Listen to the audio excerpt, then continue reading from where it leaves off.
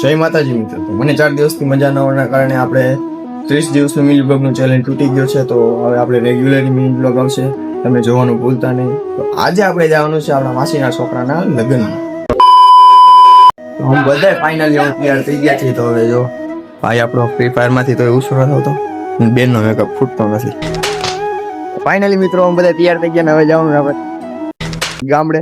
તો માણા કરતા તો લબાચા વધી ગયા. ફાઇનલી મિત્રો અમે રોડે ચડી ગયા ને કેબિન અંદર નજર નાખી તો ભાઈ આપણો રિક્ષા આવતો હતો ને એમાં ઋતિકભાઈ 108 ને ફોન કરીને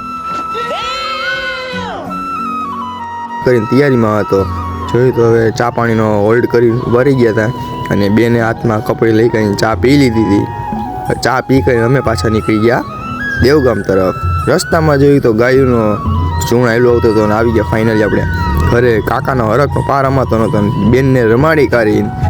તો ઘરમાં અમારે જમવાનું તૈયાર હતું, તમે જમી કરીને આવી ગયું હતું મંડપ સર્વિસનો સામાન. તો આ છે વરાજાના પપ્પા અને ત્યાં છોકરીઓ તો બધી મહેંદી કરીને બેઠી હતી અને અમે કાકા બધા કામ કરતા હતા. તો આપણે થોડુંક કામ કરાવી લીધું છે.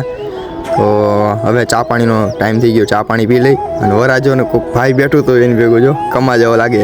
તો આપણો મિની બ્લોગ અહીંયા આપણે ખતમ કરીએ છીએ. તો મળીએ આપણે નેક્સ્ટ વિડીયોમાં. તો ત્યાં સુધી બાય બાય. જય માતાજી બધા.